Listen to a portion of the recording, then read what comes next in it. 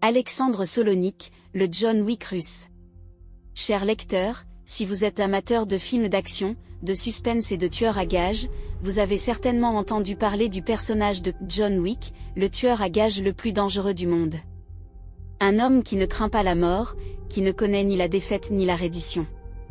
Un expert en arts martiaux, prêt à éliminer et détruire une bande entière pour se venger, capable d'utiliser n'importe quoi comme arme. J'ai toujours admiré le personnage de John Wick, mais j'ai toujours pensé qu'il était purement fictif. C'est logique, après tout.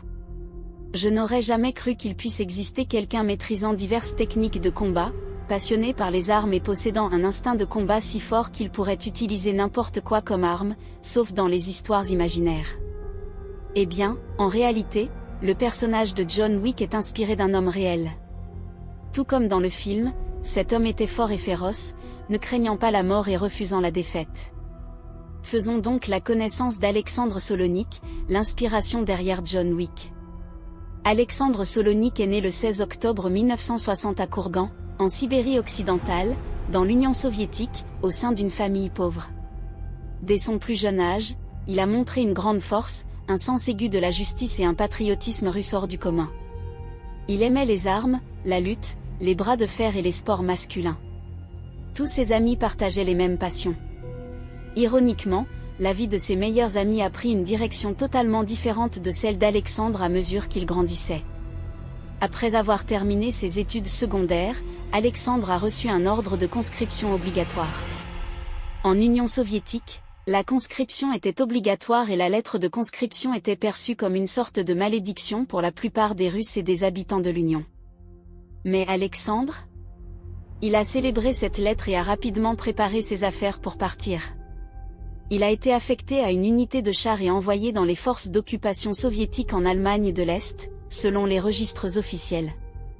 Selon certaines rumeurs, il n'était pas un simple soldat de l'unité des chars, c'était une couverture. Certaines rumeurs prétendent qu'il était un officier de haut rang des services de renseignement russes, formé à l'art du combat, sambo et aux assassinats silencieux, aux infiltrations, à l'espionnage et à la contre-terrorisme.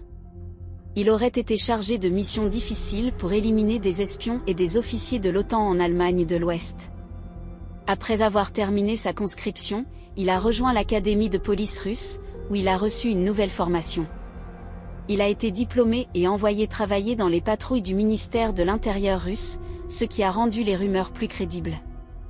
Le ministère de l'Intérieur russe n'acceptait que les meilleurs et les plus forts soldats. Cependant, jusqu'à présent, aucune information officielle ne confirme ces rumeurs. En tout cas, 6 mois plus tard, une vive dispute a éclaté entre lui et un officier supérieur à cause de ses méthodes brutales d'arrestation, sans mentionner les meurtres. Évidemment, Alexandre jugeait les gens selon leur caractère, pas leur grade, ce qui a irrité cet officier. Alexandre était très dur avec les criminels, peut-être à cause de son patriotisme russe, car le ministère de l'Intérieur était comme une forteresse pour l'État, et la plupart de ses missions concernaient la sécurité nationale. Imaginez ce que signifient des méthodes brutales pour un pays comme la Russie, surtout à l'époque soviétique. Cela signifie qu'Alexandre était impitoyable avec les criminels. À cause de cette dispute, Alexandre a été renvoyé, ses rêves brisés. Il est retourné à Kourgan, abattu et désespéré. De retour dans sa ville, il a travaillé comme fossoyeur au cimetière principal. Un de ses collègues était un ami d'enfance, et les autres étaient des visages familiers dans cette petite ville, ce qui a rendu son travail un peu apaisant, bien qu'il travaille dans l'endroit le plus lugubre, 10 heures par jour. Au cours de sa vie, il a fréquenté de nombreuses femmes et s'est fait tatouer. Il a finalement décidé de se marier et de s'installer dans sa ville. Il s'est marié et a eu une fille, mais ce mariage n'a pas duré et a fini par un divorce. Il s'est remarié, et sa deuxième épouse lui a donné un fils. Sa vie était heureuse et simple, mais ce bonheur fut de courte durée. Le début des bouleversements dans sa vie. En 1987, une ancienne maîtresse d'Alexandre Solonich a porté plainte contre lui, l'accusant de viol. Alexandre était innocent, et ses amis et collègues de travail, dont son cher ami Andrei Koulgov, ont témoigné en sa faveur.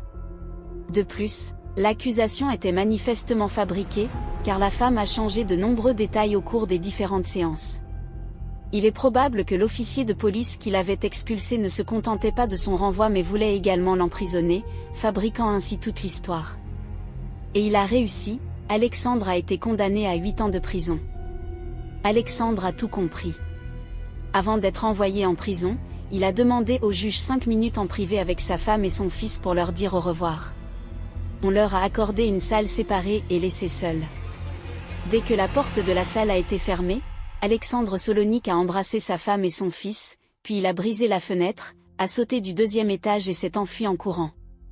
Après plusieurs mois de fuite, la police russe l'a retrouvé à 190 km au nord de Kourgan, en route pour la Sibérie, cette étendue glacée presque déserte. Alexandre avait parcouru cette distance en traversant les montagnes et les forêts gelées de la Russie, prouvant ainsi sa force et son endurance. Mais cette endurance n'était pas suffisante pour affronter la police qui l'a capturé alors qu'il cherchait une clinique à la périphérie de la ville pour se faire enlever ses tatouages. Il a été arrêté et finalement envoyé en prison. Valéry était assis dans une boîte de nuit, entouré de gardes du corps qui étaient d'anciens soldats des forces spéciales de la police russe. Alexandre a fait irruption dans la boîte de nuit avec 2 pistolets et a commencé à échanger des tirs avec eux jusqu'à ce qu'il tue leur chef et la plupart de ses gardes. Puis, il a tué son successeur 1 an et demi plus tard, démantelant ainsi la bande. Quand vous regardez un film ou une série, vous avez sûrement entendu dire qu'aucun policier n'a jamais survécu à une peine de prison. Les détenus détestent tous les policiers sans exception. Dès qu'un policier est emprisonné, il perd la protection de la loi et est condamné à mort par les détenus qui ne le pardonneront pas. En réalité, ce détail est très précis, surtout dans les prisons où les criminels sont condamnés à y passer leur vie entière. Au début de son emprisonnement, Alexandre a passé 6 mois en isolement pour éviter d'être tué par les autres détenus. Mais plus tard, il a été envoyé aux travaux forcés. Lors de son premier jour de travail, alors qu'il creusait, il a reçu un coup violent à la tête par derrière avec une pelle. Quand il a retrouvé ses esprits, il a vu 12 détenus l'entourer de toutes parts, armés de pelles et de pioches tranchantes, prêts à le tuer, tandis que les gardiens détournaient les yeux. C'est alors qu'il a utilisé l'art du sambo, parvenant à renverser l'un d'eux, s'emparer de sa pelle et commencer à se battre violemment, les battant tous. Oui, il a réussi à vaincre 12 personnes armées de pelles, seul, bien qu'il l'ait pris par surprise et qu'il ne possédait aucune arme. Tous les prisonniers et même certains gardes ont été témoins de cet incident. Depuis lors, plus personne n'osait s'approcher de lui, ni même le regarder dans les yeux ou dans sa direction. Dès qu'il passait, le chemin se dégageait devant lui, y compris pour les gardes qui avaient été témoins de son exploit, comment il avait vaincu à lui seul 12 personnes. Ce qui est encore plus surprenant, c'est qu'il n'était pas imposant physiquement. En fait, sa taille était inférieure à la taille moyenne des Russes.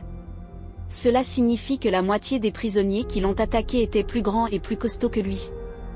Après avoir passé 2 ans en prison, Alexandre décida de s'évader et réussit à le faire de manière discrète et silencieuse.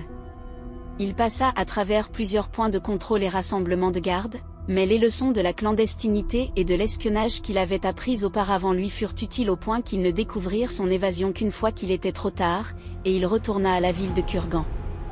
Alexander Solonic, tout au long de sa vie, avait été un nationaliste russe. Il détestait les criminels et les mafias, et même son expulsion par la police était due à ses méthodes brutales envers eux. Mais après avoir passé des mois à fuir le gouvernement, avec 2 ans de prison dont 6 mois en isolement et le reste en travaux forcés, tout cela à cause d'un accrochage avec un officier, son nationalisme s'éteignit et se transforma en quelque chose qu'il avait le plus détesté dans sa vie. À son retour, il découvrit que ses amis d'enfance étaient devenus des membres de la mafia russe et avaient formé leur propre gang, en particulier son compagnon Andreï, qui avait été l'un de ses plus fervents défenseurs pendant son procès. Il décida donc de les rejoindre et devint membre de leur gang, se voyant confier des missions pour éliminer les concurrents. Sa première mission était d'assassiner le chef d'une grande mafia rivale. Et il l'a fait, en 1990, alors qu'il avait moins de 30 ans. Après cela, son gang est devenu le plus puissant à Kurgan, alors que les autres gangs se retirent pour éviter le même sort. À ce moment-là, Kurgan était entièrement sous le contrôle de ce gang. Mais ils ont rapidement découvert que la ville de Kurgan et ses environs ne leur apporteraient pas beaucoup d'argent, cette ville ayant été fondée pour protéger la Russie des tribus nomades qui l'attaquaient. Par conséquent, le gang décida de quitter Kurgan et de déménager à Moscou, où se trouvent les mafias et l'argent. En 1992, le gang arriva à Moscou et confia à Alexandre Solonik la mission d'assassiner Viktor Nikiforov, l'un des tueurs à gages les plus professionnels. Viktor travaillait pour une mafia puissante et était leur arme infaillible. Alexandre parvint à le tuer, ce qui provoqua la terreur parmi lui et la mafia pour laquelle il travaillait. Après quelques mois, il assassina Valéry Delgastji, qui était le chef d'un gang important. Bien sûr, ce n'était pas la seule chose folle qu'il ait faite dans sa vie. Parce qu'Alexandre avait besoin d'argent, il commença à faire chanter les chefs des mafias rivales, dont l'un était Otar Kvantreshvili, le chef d'une mafia, même le gouvernement russe le craignait. Et lorsque ses camarades lui ont dit d'arrêter parce qu'Otar était un homme dangereux et impitoyable, Alexandre n'en tint pas compte et continua à demander de l'argent. Et lorsqu'Otar refusa de lui payer et se moqua de lui, Solonik alla le tuer dans une mission solo malgré la lourde garde qui l'entourait. Après la mort d'Otar, tout le monde le craignait et le redoutait, car tout objectif d'Alexandre était voué à la mort, et un testament était rédigé pour tout chef de gang qu'Alexandre viserait dès que cette information lui parviendrait, ainsi qu'à sa famille. Alexander Solonik a reçu plusieurs surnoms, dont Sacha le Macédonien, Valerianitch et Azaël la Mafia. Mais le plus important de ces surnoms était celui de « l'assassin surnaturel », et il a mérité ce surnom avec mérite, car peu importe le lieu, le moment ou la quantité de garde, dès qu'il connaissait l'identité et le nom de sa cible, elle était condamnée à mort. Une fois, on lui a confié la mission d'assassiner le chef d'une mafia. Son adversaire avait pris toutes ses précautions lorsqu'il a appris cela. Il se déplaçait avec un convoi de voitures entourées de gardes de tous côtés et a décidé de se cacher pendant un certain temps pour que Solonik l'oublie. Sur le chemin de sa cachette, alors qu'il descendait de sa voiture entourée de gardes de tous côtés, une balle traversa sa tête. Les gardes réalisèrent que leur chef était mort et commencèrent à s'effondrer un par un. Solonik avait découvert l'emplacement secret du chef, s'était approché et l'avait attendu jusqu'à ce que le moment vienne de le tuer avec 6 gardes à 275 mètres dans l'obscurité de la nuit. Une autre histoire est qu'il a essayé de faire chanter une mafia importante opérant dans plusieurs villes, et quand ils ont refusé de lui donner de l'argent, il a tué le chef et tous les principaux membres de cette mafia avec leurs gardes, certains d'entre eux ont été tués avec des couteaux. Oui, Alexandre Solonik est allé dans différentes villes et a tué les chefs de ces mafias juste parce qu'ils ont refusé de lui donner de l'argent.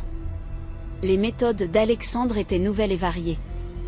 Parfois, vous le voyez tuer de manière subtile, semblable à la police secrète, et parfois il se précipite dans un endroit comme un fou, tirant sauvagement sur tout le monde dans le bâtiment. Parfois, il utilisait un couteau et parfois 2 pistolets, parfois un fusil Kalachnikov et parfois un fusil de sniper. Rien n'était fixe, mais ce qui était fixe ici, c'était la qualité de sa cible. Toutes ces cibles étaient des cibles de haut rang dans le monde de la mafia russe, des leaders, des chefs et des membres haut placés des mafias puissantes, même des cibles que le gouvernement russe craignait. L'autre chose fixe était son absence d'échec. Il n'avait jamais échoué dans une mission, quel que soit le nombre d'hommes qu'il affrontait. Au fil des années, Alexandre Solonik était devenu une véritable terreur. Dès que les mafias rivales savaient qu'Azaël la mafia était en ville, elle fuyait. Dès qu'un d'entre eux savait qu'il était la prochaine cible, il livrait son âme implicitement et savait que ses jours étaient comptés. Peu importe le nombre de gardes que vous avez ou où vous vous cachez, il n'y a pas d'échappatoire à cet homme. Le gouvernement russe a commencé à le traquer à ce moment-là et a découvert sa cachette, le poursuivant dans les rues de Moscou. Il a réussi à s'échapper en voiture, conduisant d'une main et utilisant une mitraillette de l'autre. Il a réussi à tuer cet officier de police lors de la poursuite avant d'être touché à la hanche et de commencer à saigner. Les officiers de police ont déclaré qu'Alexandre méritait les surnoms qui lui avaient été donnés. Il conduisait à pleine vitesse tout en utilisant une seule main pour contrôler l'arme, mais ce qui était effrayant ici, c'est que la plupart de ses balles atteignaient les policiers. Il pouvait contrôler cette arme d'une seule main comme si c'était un jouet. Avant d'être jugé et condamné à la prison, il a été envoyé dans un centre de rééducation pour guérir sa blessure et y est resté pendant 6 mois. Pendant sa convalescence, il a commencé à apprendre des langues étrangères, dont le grec, car il était d'origine orthodoxe grecque et avait des connaissances de base de cette langue à partir des prières qu'il récitait. Il a également décidé de s'évader en Grèce car la situation en Russie devenait de plus en plus dangereuse avec l'effondrement imminent de l'Union soviétique, ce qui a vu le début du déclin de la mafia russe et l'ascension des mafias tchétchènes et tadjiques. Une fois suffisamment rétabli pour s'échapper, il s'est enfui avec un officier travaillant pour la mafia. Ils se sont échappés de nuit en accrochant des crochets au mur puis en escaladant pour sortir, où une voiture l'attendait pour le conduire à la prochaine étape de son évasion. Plus tard, il se rendit à Athènes, la capitale grecque, après avoir simulé sa mort pour échapper aux poursuites de la police secrète russe. Pendant son séjour à Athènes, Alexandre a subi des opérations de chirurgie esthétique pour changer son apparence par mesure de précaution, puis il a construit une nouvelle mafia. Cette mafia avait des liens avec les mafias italiennes, russes et grecques, et il s'est engagé dans de nombreuses activités, notamment le trafic d'armes russes. La mafia comptait 15 membres qu'il avait lui-même choisis. Il a vécu une vie luxueuse en Grèce, le rêve de tout homme, argent, armes, pouvoir, villa, voiture et femme. L'une de ces femmes était même une ancienne Miss Russie, qu'il avait amenée de Russie en Grèce pour passer du temps avec lui. Cette vie convenait à un homme comme lui, un homme né dans une famille pauvre et sans pouvoir, qui était devenu en quelques années la terreur des mafias russes les plus puissantes. En janvier 1997, Alexandre reçut l'ordre d'assassiner un chef de mafia italienne et prévoyait de l'exécuter, mais le 31 janvier de la même année, la mission ne fut pas accomplie, ce qui en fit la première mission qu'Alexandre n'avait pas réussi. Cela a étonné tout le monde et les mafias ont réalisé qu'il y avait quelque chose qui n'allait pas. Et quelques heures plus tard, tout devint clair, Alexandre avait été tué par un tueur à gages appartenant à l'une des mafias russes qui cherchait à se venger de lui, dans l'une de ses villas. Il est mort à l'âge de 36 ans. La police grecque a trouvé beaucoup de ses biens, mais le plus étrange était une cache d'armes russes et non russes. Son amour pour les armes était quelque chose qui l'accompagnait même lorsqu'il s'asseyait dans un endroit calme loin du tumulte des mafias russes et de leurs conflits incessants, à tel point qu'il possédait une cache d'armes dans un pays où posséder une arme de guerre était un crime. Pendant sa vie, il a été prouvé qu'il avait tué 43 chefs et membres éminents de la mafia, sans compter les gardes et les policiers qu'il a tués ou les criminels qu'il a tués lorsqu'il était policier. Certaines sources ont mentionné que son nombre de victimes dans les mafias avait dépassé 150 hommes, tous tués de sa main avec son arme, sans compter ceux qui ont été tués par sa propre mafia sur ses ordres.